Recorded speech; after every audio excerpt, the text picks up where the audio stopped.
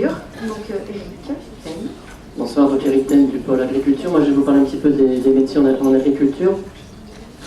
La première chose à voir par rapport à l'agriculture, c'est le secteur le plus ancien à l'ISA, de l'agriculture. Donc c'est l'un des secteurs les plus anciens, mais c'est aussi l'un des secteurs les plus... Enfin, comme les autres secteurs, mais c'est un secteur qui est toujours très dynamique aujourd'hui, dans le sens où l'agriculture, la France reste un grand pays agricole au sein de l'Union européenne et embauche toujours. L'agriculture, c'est un secteur aujourd'hui qui embauche beaucoup, qui est sur des activités non délocalisables, et c'est un secteur aussi qui fait face au départ en retraite des baby boomers, des gens qui ont participé à la révolution agricole d'après-guerre partent aujourd'hui en retraite. Donc, la première chose que je veux vous dire, c'est qu'on est sur un secteur très dynamique et qui embauche. Aujourd'hui, on a fait à peu près un tiers, je pense, de nos étudiants qui vont à la sortie de l'ISAD, qui partent dans le secteur agricole. Donc il y a vraiment des belles choses à faire. Et deuxième chose, c'est un secteur qui aujourd'hui est en pleine transition ou même révolution. Je vous ai cité il y a 2 minutes la révolution après-guerre, où l'agriculture s'est réformée, s'est transformée après la Deuxième Guerre mondiale. Aujourd'hui, on est un peu dans le même type de révolution. On va entièrement revisiter nos pratiques. En gros, moins de chimie pour plus d'agronomie, pour faire très simple. Donc c'est un secteur aujourd'hui qui a besoin de matières grises, qui a besoin de recherche, qui a besoin d'innovation, qui a besoin d'expérimentation, donc qui a besoin de l'arrivée des nouvelles générations. Voilà, donc la France est un grand pays agricole, l'Europe est un grand continent agricole, donc qui a besoin de jeunes. Voilà, alors les métiers, donc là on en a cité quelques-uns, on peut déjà les différencier en grandes thématiques. Il y a la partie vraiment qui va toucher à la production soit végétale, soit animale. La partie qui va toucher au business, c'est-à-dire la valorisation et la commercialisation des produits. Et la partie qui va plus porter au soutien aux agriculteurs. Alors je vous propose de passer ça de manière un petit peu plus imagée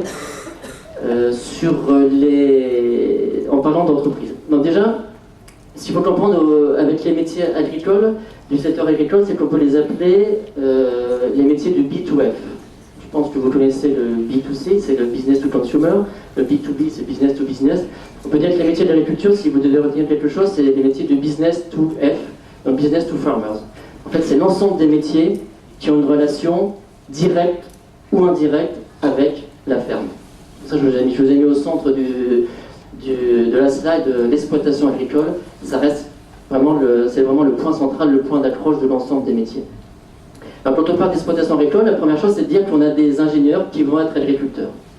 Donc, ce qu'on rencontre très souvent, ce sont des fils d'agriculteurs qui disent, voilà, moi je suis passionné de l'agriculture, je vais faire une formation d'ingénieur, je vais travailler 5 à 10 ans dans le domaine agricole, dans des fonctions qu'on va voir après, et après je vais reprendre l'exploitation, soit à temps plein, soit en double actif. Bon, on appelle aussi la double activité.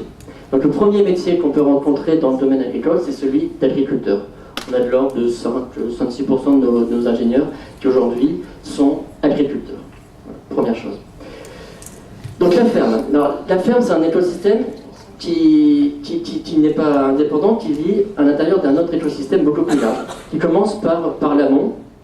Donc une exploitation agricole, pour vivre, a besoin de ressources.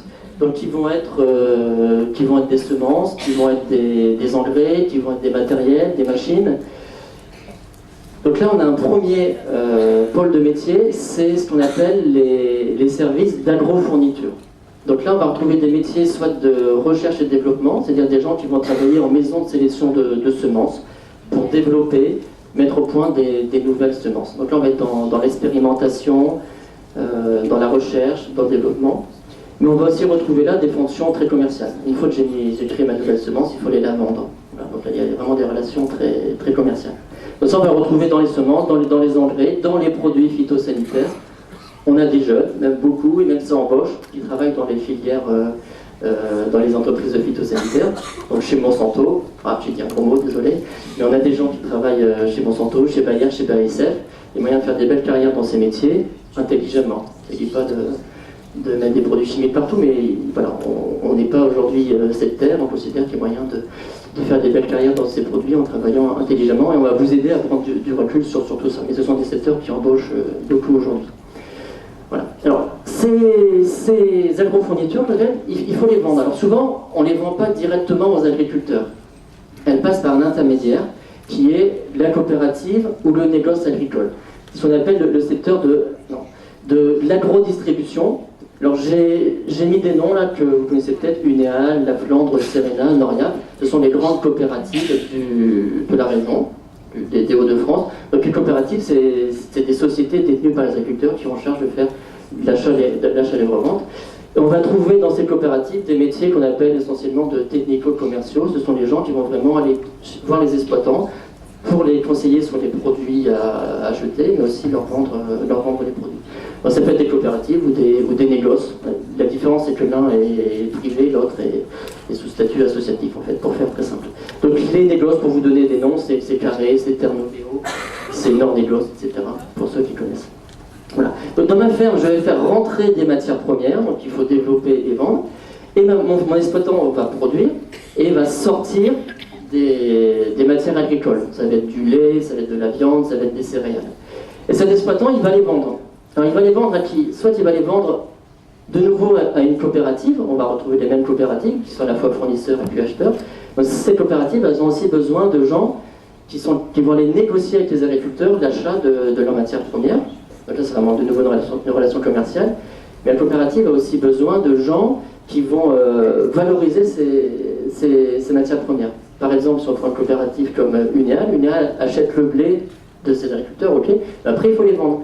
Il faut les vendre le blé au plus cher, donc en France ou sur le marché mondial. Donc on a des gens qui sont vendeurs de céréales pour Unéal.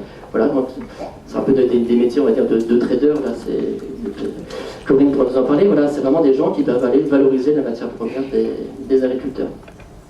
Mais l'agriculteur peut aussi vendre son produit directement chez des industriels de l'agroalimentaire, comme Bonduelle, comme Tereos, comme Macken, etc.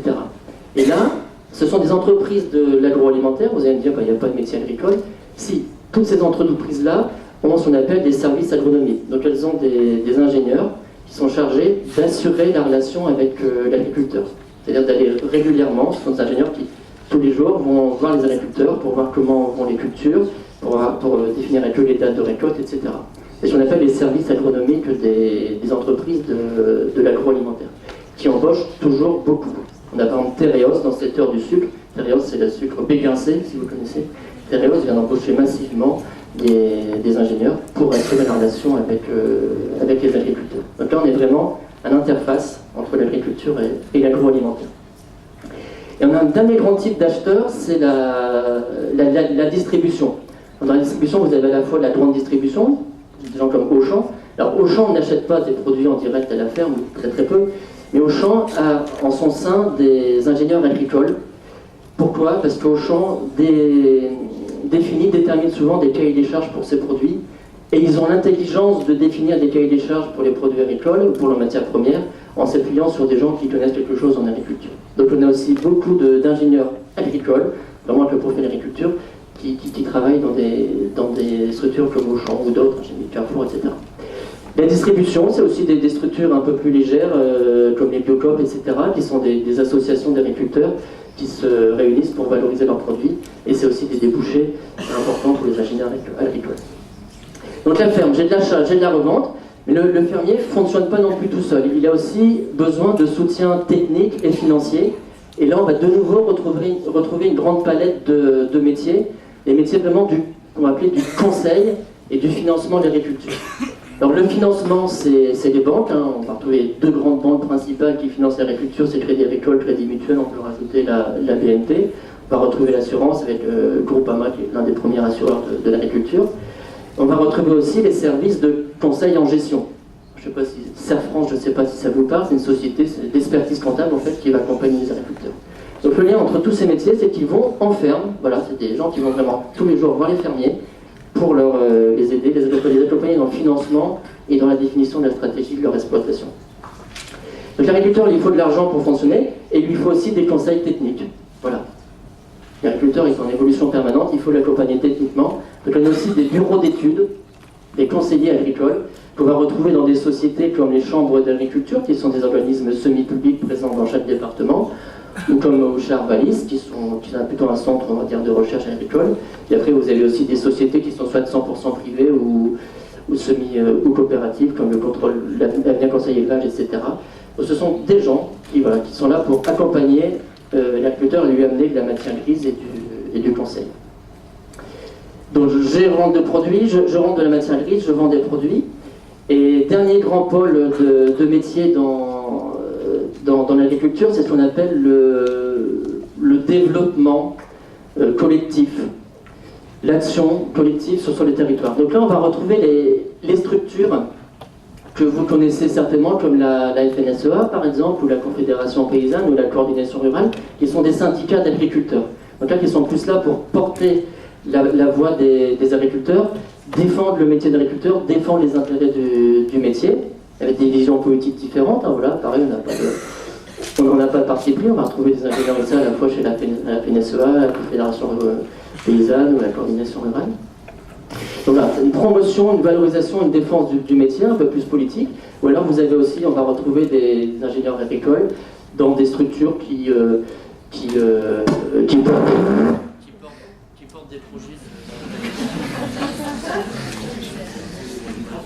des structures qui portent des projets de développement collectif comme les parcs naturels régionaux ou les filières, j'ai mis le port des pays, des filières qui ont mis en place des démarches collectives pour promouvoir les produits des agriculteurs. Voilà, j'en ai fini avec ce topo. Merci, je voulais juste vous rappeler le principe, c'est l'ensemble des métiers en relation directe avec l'agriculteur qui vont lui amener de la matière, de la finance, du conseil ou un soutien technique. Voilà.